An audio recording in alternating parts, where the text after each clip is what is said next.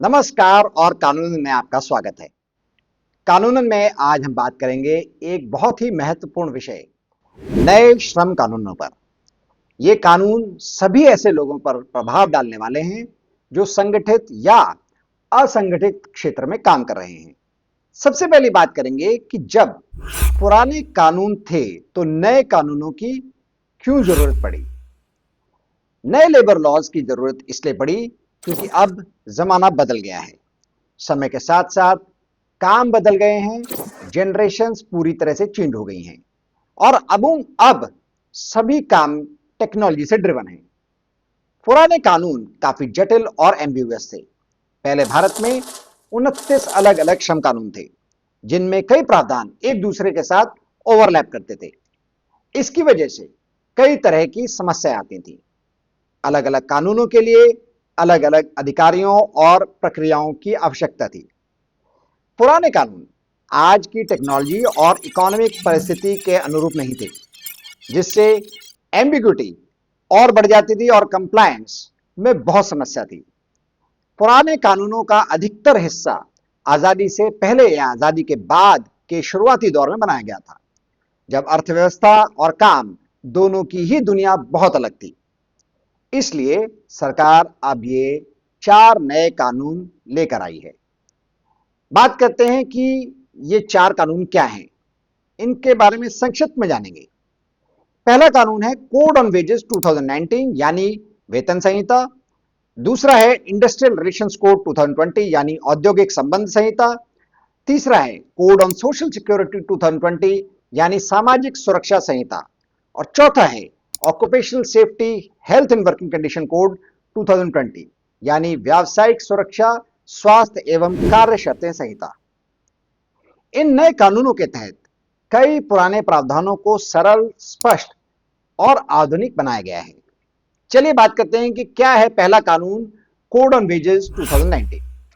जैसा कि आप वर्डिंग से ही समझ सकते हैं कि कोड ऑफ वेजेस रिलेट करता है वेजेस से। इस कानून का कोर ऑब्जेक्टिव है एम्प्लॉयज के लिए मिनिमम वेजेस, वेजेस का टाइमली पेमेंट और इक्वल पे। ये कानून पुराने 4 कानूनों को कंसोलिडेट करके बनाया गया है, जिनमें payment of wages act 1936, minimum wages act 1948, payment of bonus act 1965 और इक्वल रेम्युनरेशन एक्ट 1976 शामिल है। चलिए बात करते हैं कि क्या है दूसरा कानून, industrial relations code 2020। Industrial relations code 2020 consolidate करता है 3 पुराने कोड्स को, और वो कोड्स हैं ट्रेड यूनियन एक्ट 1926, दूसरा industrial employment standing orders act 1946 और तीसरा इंडस्ट्रियल डिस्प्यूट्स एक्ट 1947। इस नए इंडस्ट्रियल रिलेशंस कोड 2020 का मेन ऑब्जेक्टिव है इंडस्ट्रियल रिलेशनशिप को और हार्मोनियस बनाना, डिस्प्यूट रेजोल्यूशन को स्ट्रीमलाइन करना और वर्कर्स और एम्प्लॉयज के बीच में सही तालमेल बिठाना। अब बात करते हैं तीसरे कोड के बारे में, और तीसरा कानून है कोड ऑन सोशल सिक्योरिटी 2020। इसका क्या ऑब्जेक्टिव है? इसका मेन ऑब्जेक्टिव है ऑर्गेनाइज्ड, अनऑर्गेनाइज्ड, गिग, प्लेटफॉर्म और माइग्रेंट वर्कर्स के सोशल सिक्योरिटी बेनिफिट्स जैसे provident fund, health insurance, maternity support और ग्रेजुएटी जैसे प्रावधानों को बढ़ाना।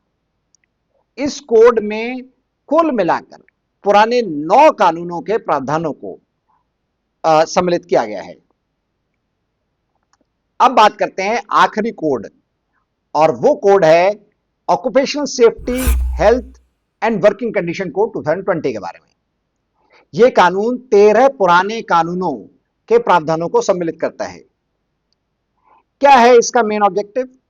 इस कानून का मेन ऑब्जेक्टिव है कार्यस्थल में safety, health standards, trainings, ventilation, lightning, सही वर्किंग कंडीशन और वुमेन के लिए नाइट शिफ्ट में सुरक्षा इत्यादि।